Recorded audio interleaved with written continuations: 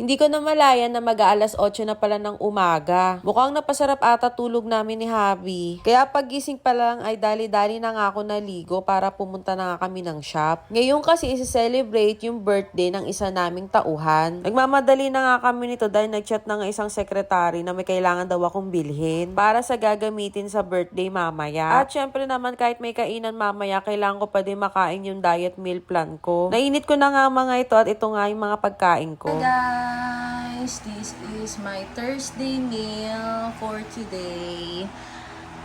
We have kimchi fried rice with egg for my breakfast, creamy sardine pasta, then for my dinner later, itong kani mango salad. Tea! Ang sarap! Excited na ako for today. O diba ang sasarap? Medyo mapapa-cheat day nga lang ako dahil syempre titikim din ako ng mga hinanda. Balita ko may Shanghai daw mamaya. Char. As usual, dala ko na naman tong baunan ko, o diba? Eto na nga, nagmamadali na nga kami ni Abby dahil mag-alas 9 na rin. Eh, nag-text na nga mga sekretary na nandun na nga daw sila sa shop. Pero yung mga birthday celebrant ay wala pa, Diyos ko. Bali, 2 tao nga pala yung magsiselebrate ng birthday this month. Kaya ito, naisipan namin na pagsabayin na lang din yung birthday nila. Eto na nga, nandito na nga ako sa grocery para maghanap ng paper plate, baso, saka spoon and fork. At buti na lang talaga malapit lang ditong grocery sa amin. Nabili na nga namin yung mga kailangan namin. Buti na lang talaga sumunod to si Habi dahil nakalimutan kumuha ng basket. Char. Ayan nga't nakapitas pa nga ako ng isang pack ng wheat bread. Napakaganda na nga ng panahon ngayon tsaka ang taas ng araw. Buti nga ganito na yung panahon kasi nakakabahala talaga pag nag-uulan-ulan. At ang hirap din kumuha ng customer pag mga ganun. Pagdating nga namin sa shop, ito nga't nakadecorate na nga yung mga secretary. At yung mga birthday celebrant ay wala pa pala. Nakita ko nga din si ate naglilinis na. At syempre ready na rin yung mga secretary natin. Ang aga nga nilang pumasok today dahil may mga task nga din akong binigay sa kanila. Bali, toka-toka nga pala kami pag may mga birthday ganap dito sa shop. Nakakatuwa nga itong mga secretary ko kasi ang sisipag talaga nila. Maya-maya nga lang, dumating na nga itong mga installer din namin. Ano dyan? Sabi niya? Shot puno! Shot puno!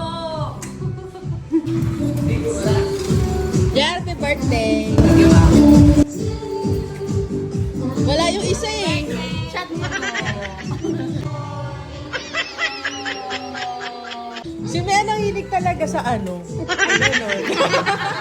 Maya-maya nga't ito na nga't dumating na nga yung mga in-order kong food. Dito nga ako umorder sa Wow Sizzling, located dito sa Bukawi, Bulacan din. Malapit lang dito sa shop. Ito nga yung request ni Habi na dito na lang daw ako umorder sa Wow Sizzling kasi napakasarap nga daw ng luto nila. Kaya kinagabihan pa nga lang, kinontak ko na nga sila para maka-order na ako. Bali, September celebrant nga pala itong si Ricky, saka si JR. At ito yung mga pagkain na may handa. Meron kami menudo, fried chicken, saka Shanghai, at meron din kaming palabok. Sayang nga lang kasi nagka-emergency isa naming tao kaya hindi nakapasok, kaya itong si JR na lang din nag-celebrate. Umaasa pa nga din kami dyan na papasok pa si Ricky pero hindi na talaga kaya. Mukhang nagka-emergency talaga sa bahay nila. Ito na nga't mag-aalas 12 na nga nito kaya sabi ko sa kanila na kumain na kami. Hindi pa nga makasabay yung iba dahil may ginagawa pang sasakyan. Kaya ito, nagti-take out na ako para maibaon namin ni Habi sa bahay. Pinagbabalot ko na talaga si Habi para may madukot din siyang pagkain sa house. Nagwo-worry pa nga ako sa handa namin kung kakasya ba talaga sa amin lahat. Pero in fairness nakapag-take out na kami dyan at nagkasya naman siya. Ito nga't na-share pa nga namin sa mga construction worker na gumagawa sa bahay yung mga food. Pinatawag na nga namin sila isa-isa kasi napakadami pa ding natirang pagkain. At yung isa nga din namin tauhan na hindi nakapasok today, pinagtabi na rin namin. After nga magkainan, ito na nga't may mga customer na nga dumating. Business as usual, kaya back to work na kami ulit. Happy birthday ulit JR and Ricky. Ayun lang guys. Thanks for watching. Bye-bye.